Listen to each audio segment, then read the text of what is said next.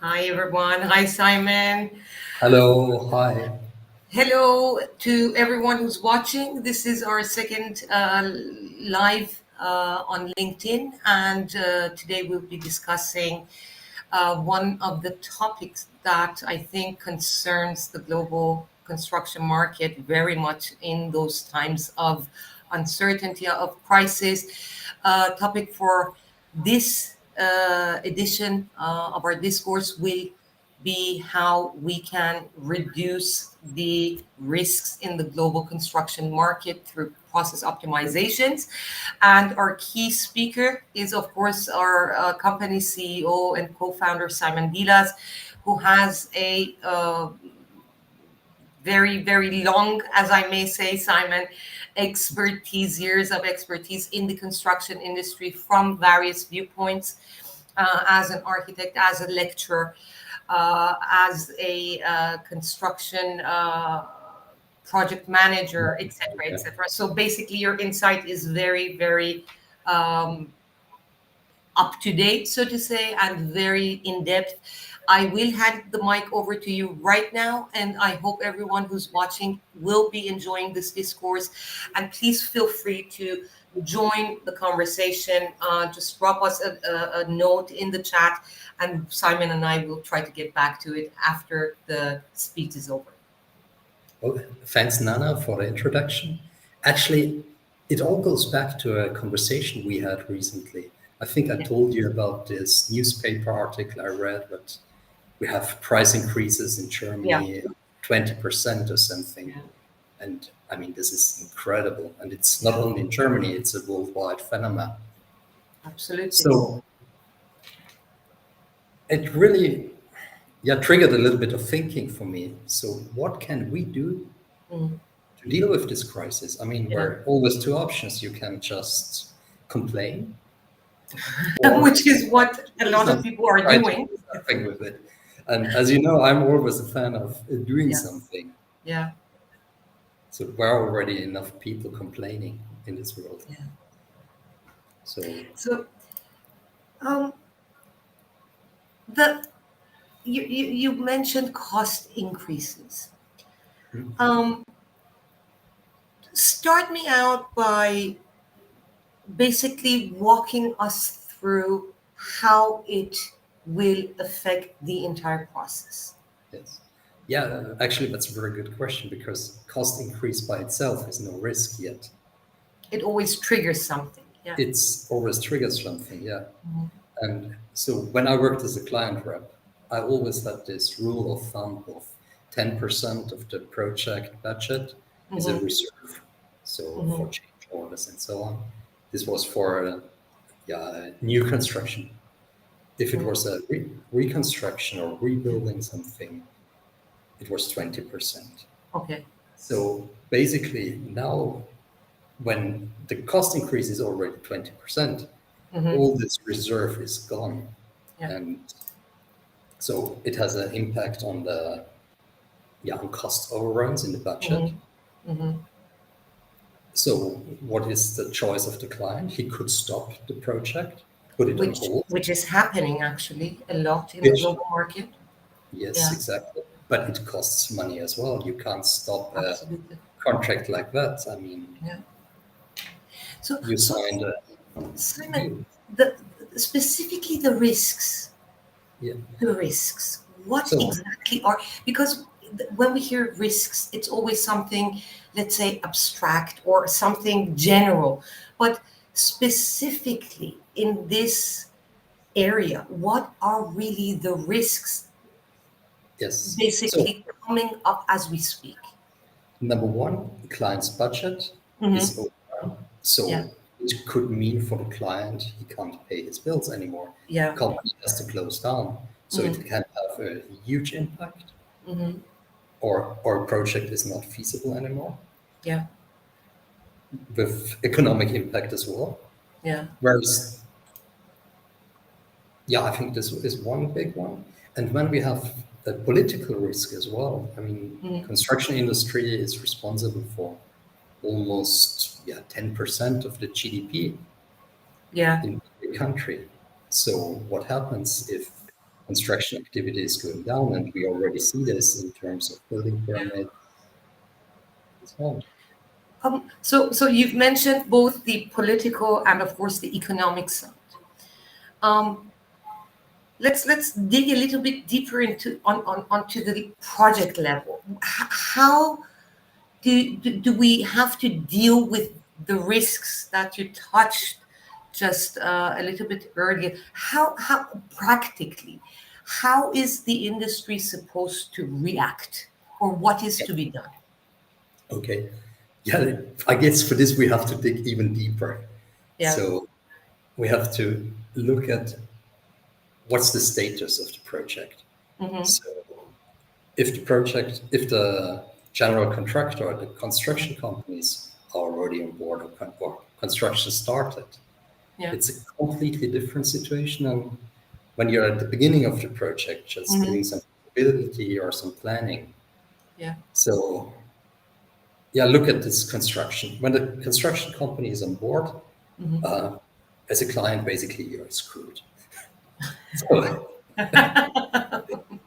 no, you signed a deal, Yeah. and you can't just stop it like that. Mm-hmm. So worst case is you have to pay the full amount Yeah. And legally speaking. penalties. Yes, Yeah. or penalty fees, Yeah. yes, or it goes in front of the court and you have Yeah. some legal battles. Yeah. Yeah. We all know how they end in construction industry, Yeah. so it's always a Absolutely. 50-50, and So you will find some settlement. So, Simon, the idea is basically to start as early on, come in with measures to damp the Yes, risks earliest in the project as possible. Now, could exactly. you maybe outline that a little bit more also for our viewers? Yeah. So I mentioned these two sides. So construction side or the construction company Mm, started, you have to talk, and when it's just in the planning phase, yeah. it's cheaper to stop the project. So the first question you have to ask yourself as a client is, can I stop the project? Do I Hmm. really need it? Hmm. And if no, perfect. You can stop it. Maybe you have to pay the planners a little bit, but compared to the 80% construction cost, it's Yeah. nothing. Or if you have to build it for some economic reasons, you need it, you have money to spend, then you have to think about how can we reduce the risks, Hmm. this uncertainty. And I think, yeah, no, how shall I put it? Yeah, the easiest way of managing risks, Hmm. uncertainty, is to reduce the time we have to predict. Right. So Yeah. if it's easier to predict what's going to happen tomorrow or in 5 months than Yeah. what's going to happen in 1 year, 2 years, 5 years. So So, basically, what it means we need to design and build quicker. and how is that to be achieved? Because many people think, okay, in practice, everything, you and I have heard from a lot of discussions that we have had with industry experts from various sides, and people say, have a viewpoint, there is a divide.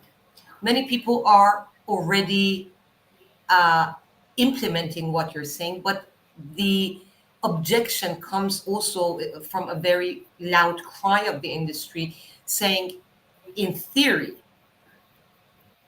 foreseeability is very easy. In Yes. practice, how are we supposed to do it? And what would your thoughts on this one? Yes. I mean, this is a real good point because the moment you start saying, okay, we have to design faster, Yeah, everybody is crying out and saying, "Hi, this is impossible. How dare you? I mean, you will yeah, have more mistakes on the construction side. exactly. Architectural quality will decline, and so on and so on." Yeah, So this is a risk, and yeah, what I think is more interesting than just doing this outcry and Mhm. saying, yeah, we can't do anything because of We this. do business as usual. Yeah, we do business as usual, exactly. Yeah. It's thinking how can we manage this risk of Mhm. more mistakes on the construction side Yeah. and of a declining building quality. Yeah. And yeah, actually, I like this saying that planning is like gas. It will always fill out the space that is available. Absolutely. And Absolutely. I mean, now when I take my architect hats, if I would have heard this 15 years ago, I would have hated it. Yeah. This is so against this architectural uh, mindset. Yeah. Still. And I guess Still. it's still so what I hear from these Yeah. discussions. But I don't like thought police, so I really like to think about how can we do it? Mhm. How can we make it happen? And one good point of reducing this risk and of starting earlier is by including the construction company earlier. So Mhm. bringing this know-how of the construction industry company into the planning process. Mhm. So because what happens usually in a project, we have a long planning phase. Mhm. When we do tender, Yeah. it takes time as well. And then the stress starts. The Yeah. construction company has to start in two weeks, Mhm. bringing the first machines on site. Yeah. And maybe the plans are not even ready. The construction company doesn't have any time to Mhm. prepare, to optimize, and all this planning time is wasted because Okay. of this stress. So, Simon, let's touch a little bit deeper on the issue of getting companies involved, planning companies involved in the earliest phase possible. Now, what is your suggestion on practically doing this? How are they supposed to, let's say, change the mindset and Yes. get on board with what is to be reducing risk in the earliest stage? How is that supposed to happen in practice? I think you already told the most important part. It's changing the mindset. Hmm. The current mindset is there's this dividing of or division of labor. So you Yeah, have the planners, yeah, they know everything, they plan everything, hmm, and they tell the construction company what they have to do. yeah, That's in the mindset of the planners. The construction hmm, company will always say, yeah, the planner doesn't know anyway what we have to do. We know better. And yeah, so it's a fight. yeah, Two, two parties yeah, fighting against each other. And actually, I think this is partly a strategy of planners yeah. or So there are, we mentioned the divide. Mhm.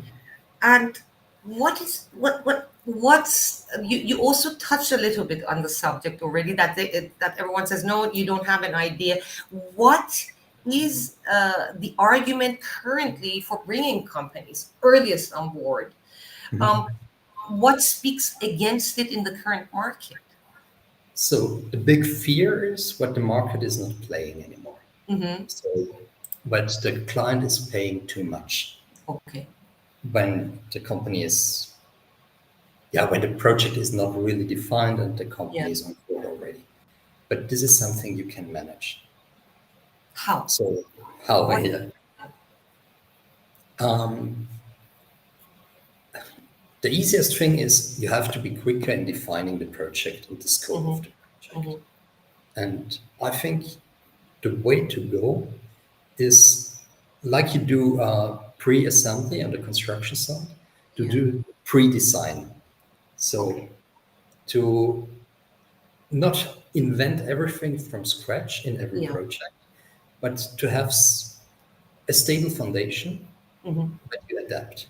So usually the designer starts with a white piece of paper and with a few sketches. Mhm. But is this the best way of working? Because when I look at housing projects in Switzerland or worldwide, Yeah. basically we're all the same. We Yeah. use the same materials, the same concepts. Mhm.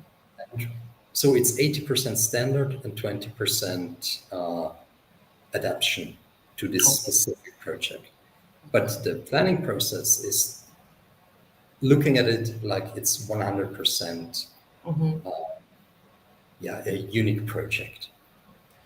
Um, So going into this pre-design, I think that's the okay. best way of going.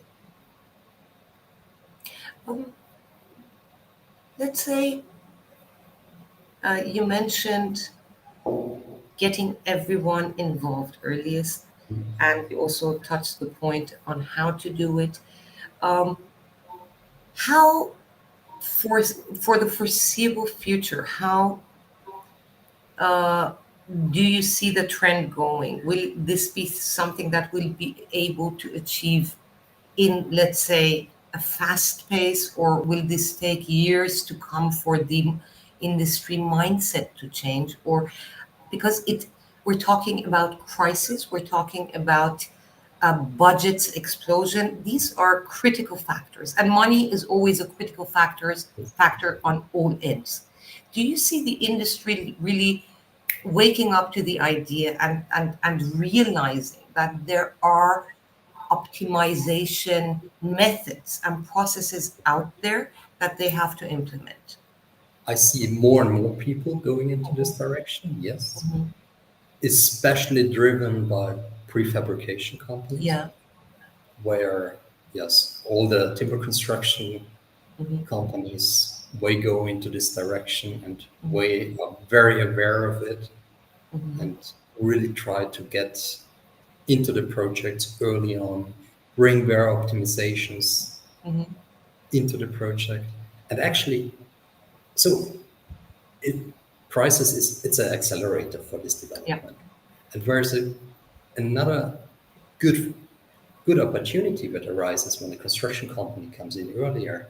Hmm. It's when you imagine you have 2 weeks of preparing your construction site, Yeah. you can't order material. Yeah. You Yeah. have to pay the price that is on the market at this moment. When you Exactly. have a 1 year, 2 years time, you Hmm. can pre-order some materials. You can start pooling materials with different projects. Yeah. So you will get a much better price. And I mean, industry companies, factories already do this. Hmm. In the construction industry, it's not so common. Yeah. Only very big players are doing it. Mm. But Yeah. I think it will come. And the longer the crisis goes on, the earlier it will come. So I see it, yeah, crisis as a chance, basically. Yeah. So, Very, very insightful, actually, and I think very much at the core of the current market, because there is uncertainty, and it's not, it's not something uh, untangible. The market is, we mentioned earliest when we started the transcription, we notice that material shortages are already there, and projects globally are in a stop. So basically, I do hope that the industry's mindset, and this is what we also are trying to achieve with our company, by also optimizing or facilitating optimizations of the processes. And uh, I hope that those who are with us um, have had let's say, small insight today, um, yeah, and I would love wait to a have little your bit. opinion. I, I would like to add a little bit. Sure. Sorry for interrupting. No,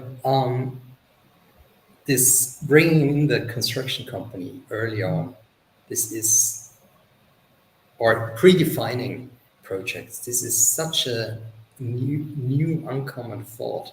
Mm-hmm. And actually, we did a project recently with a Yeah. general contractor, and I would like to share my screen and show you Yeah. something. So, how can you predefine the project? Because, as we said, the mindset, what's the first one? Mm-hmm. But then the technical tools, we are here as well. Yeah. So, you see this? This is something I modeled for this general contractor. It's a very rudimentary BIM model. You only have the spaces, the wall, the windows and the doors inside. And in a few minutes, Mm-hmm.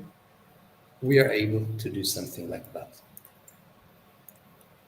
So this is a completely defined BIM model Mm-hmm.